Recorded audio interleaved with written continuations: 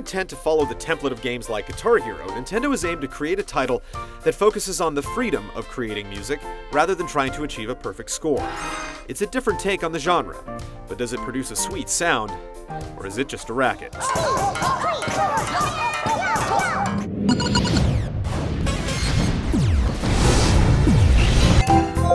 Wii Music's options fall into 3 distinct categories. You can jam to songs, take basic music lessons, or play one of 3 music-based minigames. Players will spend most of their time in jam mode, where you can play through songs or simply choose an instrument and improvise. Each song features up to 6 instrumental parts, allowing you to choose whether you want to play rhythm, percussion, melody, or harmony. You can select an instrument that fits the part, choose from different genres of music like rock, jazz, and reggae, and even play a song multiple times to fill in every position with your own performances. There is no scoring.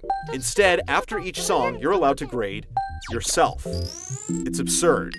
You can also save a video of your performance, and in general, there's a curious emphasis on video creation. Most songs and instruments are unlocked based on the number of videos you've saved, and the game doesn't offer an option to skip a video you've just made, forcing you to wait for playback to start before you can pause and back out. There are about 50 songs in all, but 45 of them have to be unlocked. The song selection is clearly aimed at children and parents, consisting mostly of folk tunes and outdated pop songs, with a few game themes and classical selections in the mix. Twinkle Twinkle Little Star is shoved down players' throats at every turn, and only stargazing little girls will tolerate playing through the bridal march. If you're even the least bit contemporary, the track listing is a joke. None of the included songs that were written in the past 20 years even feature the real artists. They're horrible MIDI approximations. Wii Music's lessons are the most interesting part of the game, walking you through basic patterns for different instruments and musical genres. You'll learn different patterns of notes and be challenged to keep the beat going on your own.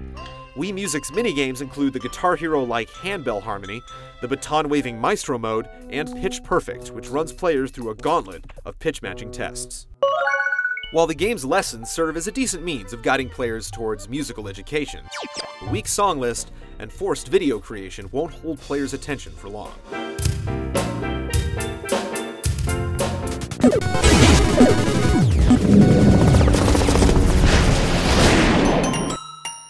One of the first things you'll learn in Wii Music is that the 60+ instruments all boil down to 4 different control schemes. The exact same motion is used to play the piano, the drums, and the dog, while other instruments share controls designed around the guitar, the violin, or the flute. The range of instruments includes not only the dulcimer, cowbell, and bagpipes, but also far too many gimmick instruments such as cheerleader, rapper, black belt, and beatboxer. These additions are obviously a failed attempt at making the game hip.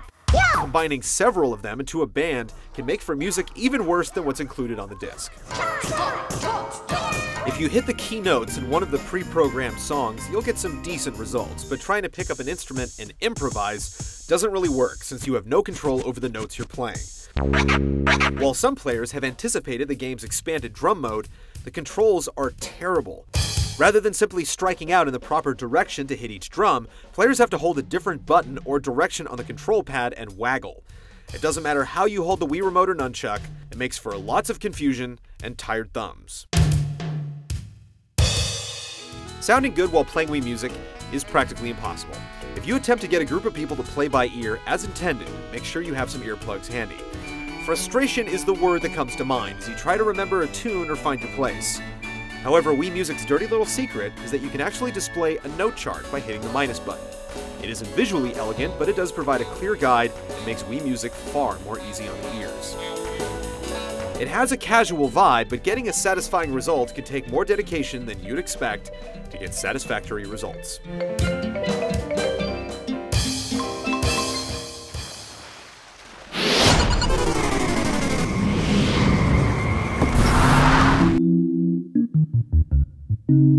Wii Music uses the same drag-and-drop visual style as Wii Sports and Wii Fit, using tie-clad Miis and introducing Muppetish toots to play alongside you. Songs are relatively short, shaved down to under 2 minutes long.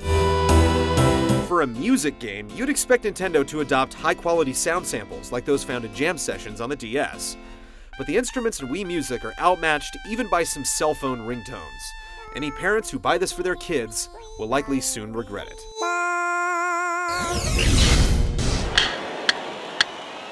Using the note charts makes playing Wii music tolerable, but if you try to freeform it, be prepared for disaster. It's more of an educational experience for dedicated participants, but the poor sound samples, ancient song selection, and poor controls will have many players quitting the band before its first real gig.